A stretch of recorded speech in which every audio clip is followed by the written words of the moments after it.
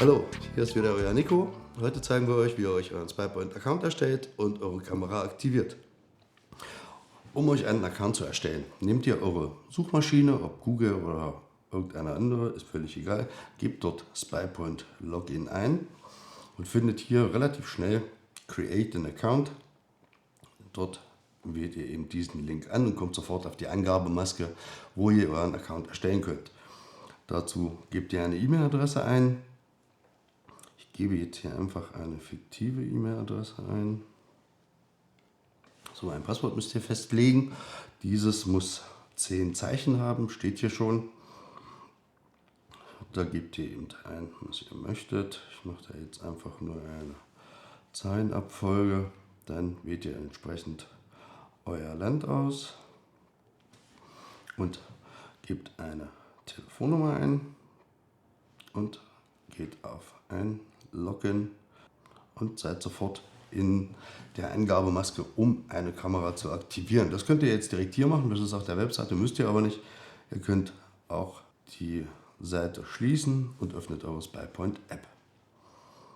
So, da wären wir jetzt schon bei dem Punkt Anmeldung. So, dann nehmt ihr eure Zugangsdaten her und meldet euch entsprechend an. Jetzt kommen wir zur Aktivierung der Kamera. Dazu öffnet ihr die App, meldet euch bei der App an und wählt den Reiter Kameras.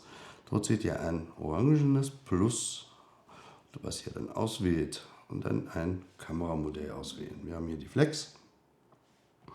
Dann geht es auf den Punkt Nächster und dann kommen wir dazu, den Barcode der Flex zu scannen. Das wird euch angezeigt mit einem großen grünen Haken.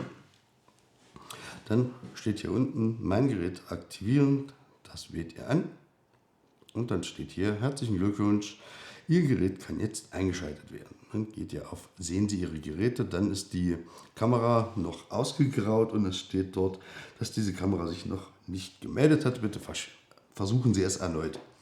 Wir schalten aber dann die Kamera ein und müssen abwarten, bis sie sich eingewählt hat. Und vorher könnt ihr noch nichts an der Kamera sehen, ihr könnt keinen Status sehen, ihr könnt keine Einstellungen vornehmen. Das funktioniert erst, sobald die Kamera sich mit dem Server verbunden hat. Jetzt haben wir eine Verbindung zur Kamera. Das erkennt ihr daran, dass euch die Kamera dementsprechend angezeigt wird. Dort seht ihr dann den Status, die Galerie, die Datenpläne, wozu wir später dann nochmal kommen, und die Einstellung. So Leute, das war's schon für heute. So schnell geht's. Wir sehen uns im nächsten Video. Solltet ihr noch Fragen haben, wisst ihr, wie ihr uns erreichen könnt.